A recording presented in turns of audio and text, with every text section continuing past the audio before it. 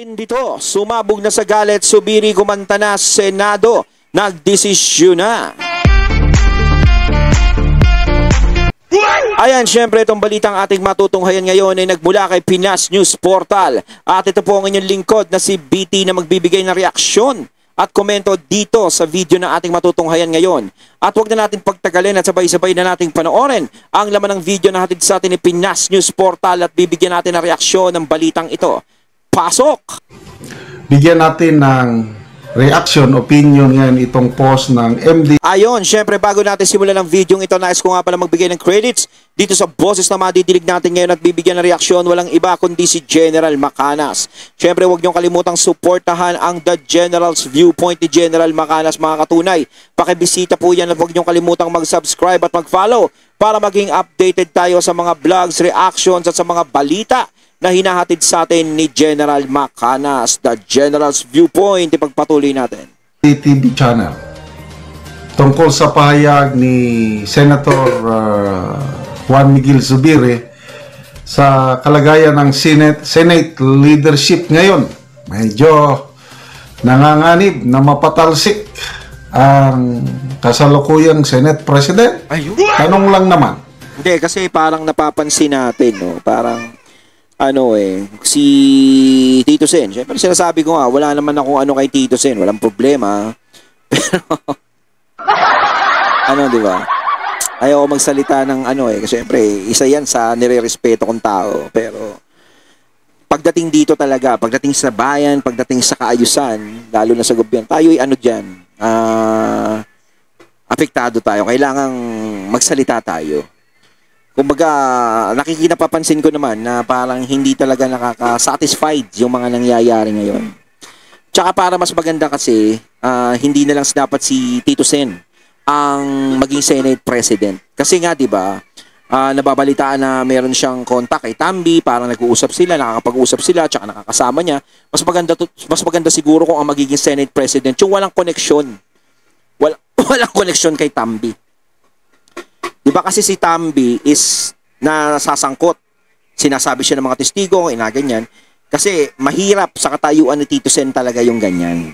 Kaya mapapag-isipan siya ng hindi maganda. Kaya dapat maganda talaga is, para sa akin, magpapalit na lang si Tito Sen. Para sa akin, para sa kaayusan, para sa pangalan ni Tito Sen. Syempre tayo, ayaw naman nating masira din ang pangalan ni Tito Sen dahil sinasabi ko nga, isa din ako sa nakipaglaban para sa kanila, just sa Itbulaga. Isa din ako sa malaki ang respeto sa TVJ. Hindi nawawala yun hanggang ngayon. Pero pagdating dito sa politika is, ina-advisean na lang natin. Kung akala mo, papakinggan yung advice ko. Pero para sa akin lang, opinion ko, mas maganda ko sa Tito Sen na lang is magpapalit na lang. Diba? Para hindi na siya madawit sa kung ano man o mapag-isipan na hindi maganda. Kasi ito, napakabigat na pahayag. Majority floor leader. Sabi niya, basahin ko ang statement. Napanood ko rin ito sa Facebook reel. Nagsasalita siya. Ganito rin ang sinabi niya. Hindi ko na lang mahanap yung Facebook reel na yan. Sabi niya, kung ako tatanungin niyo ngayon, aaminin ko, hindi ako masaya ngayon sa leadership ng Senado. Hindi kasi ito ang inaasahan ko nung sumama ako sa block nila. Meaning, nung una, minority block, then naging majority block sila.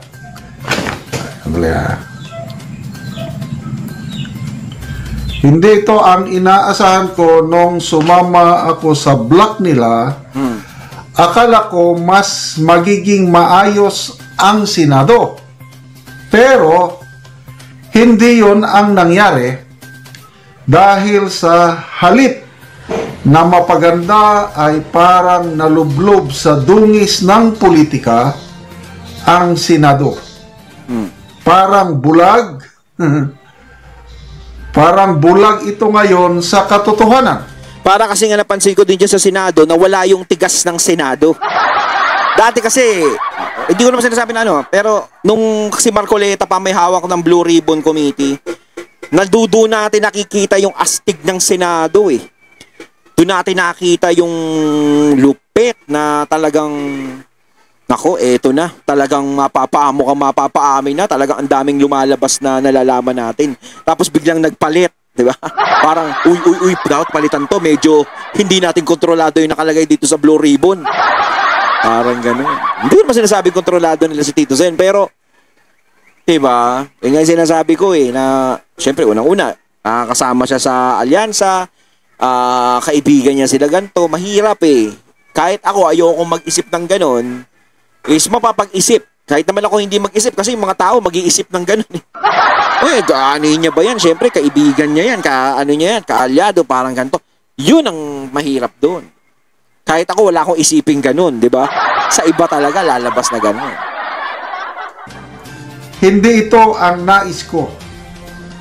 Kaya sa ngayon, open ako na suportahan ang susunod na candidate for Senate President. Tama na. Pati ang mga senador na walang matitino.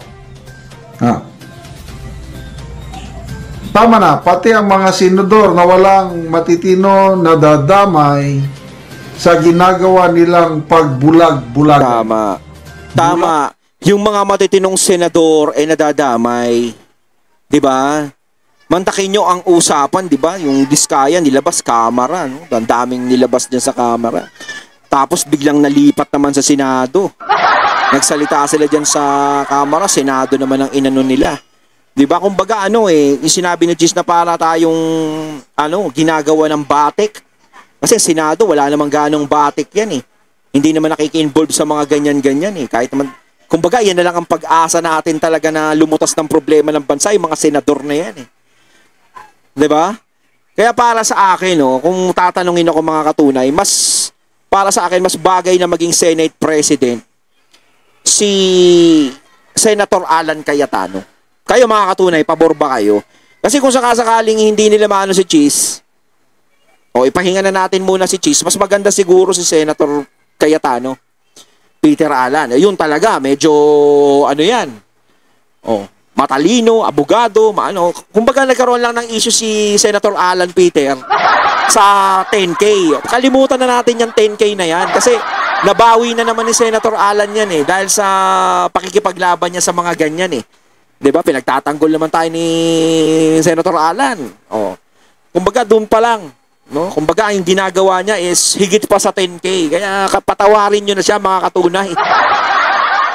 Pag pipi at bingi, ganyan ang Senado ngayon. Ang bigat naman nun.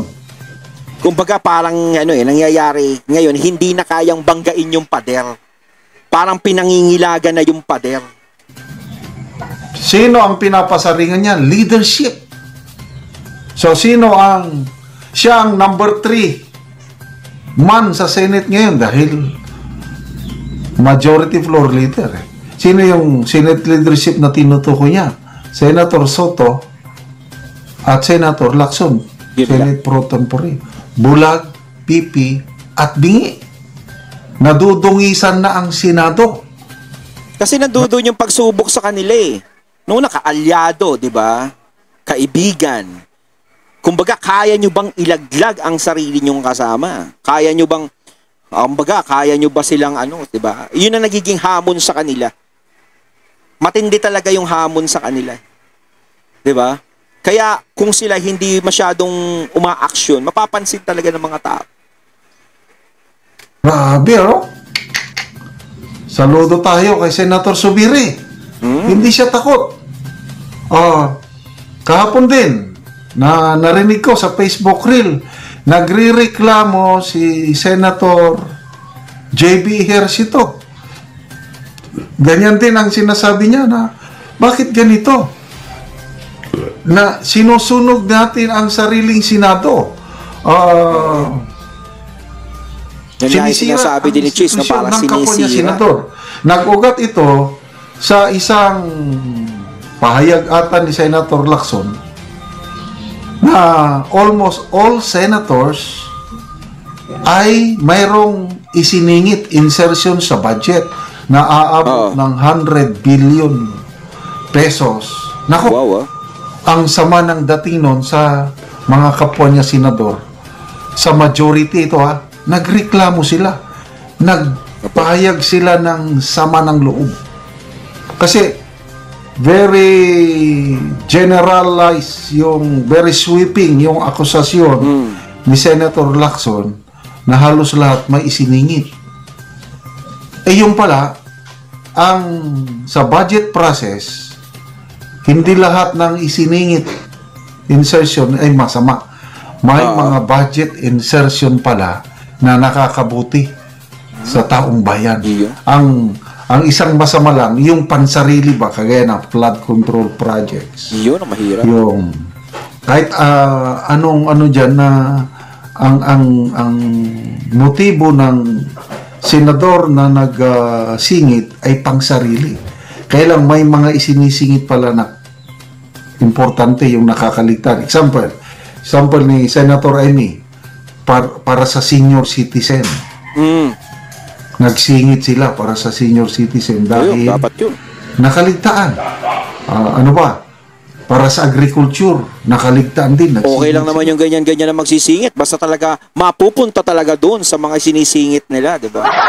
Ang masama yung hindi, magsisingit ka, tapos, wala naman pala. Very sweeping yung akusasyon ni Senate Pro Tempore Leader Blue Ribbon Committee Chairman. Kaya reklamo sila. Sabi niya, sino man ang susunod na Senate President candidate, susuportahan ko. Patay sila ngayon. Anong sabi ni Attorney Roy Nagwanson? Napakanipis yung lamang ng majority block dahil 15 lang sila, siyam ang minority. Isang boto lang ang kailangan, sabi ni Attorney Gwanson. Kasi yung tatlo, madaling kumbinsihin. Sino yung tatlo? Pia Cayetano. Kasi ang napipinto ngayon na susunod na Senate President, Alan Peter Cayetano. Oo. Yan ang... Ayan, pag talagang si Alan Peter Cayetano ang susunod na Senate President, sigurado, papanigan niya ni Pia Cayetano. Siyempre, magkapatid yan eh. Alam nga namang hindi panigan ni Pia Cayetano si Senator Alan. Siyempre, magtatampo yun. Kapatid tayo, tapos ako patinabla mo. Diba? Kaya para sa akin, parang sinasabi dito, parang nararamdaman natin na parang magpapalit na ba ng Senate President? Parang ito na. Nakikita ko. Nararamdaman kasi siya ang minority leader. Minority leader. Pia Cayetano, kapatid niya yan, siyempre, susuportahan niya ang kapatid niya. Yung kapatid niya. Sino pa ba? Dalawang bilyar. Kasi ito, nawala yung ko sa bilyar eh. Nawala yung kumpiyansa ko eh, di ba?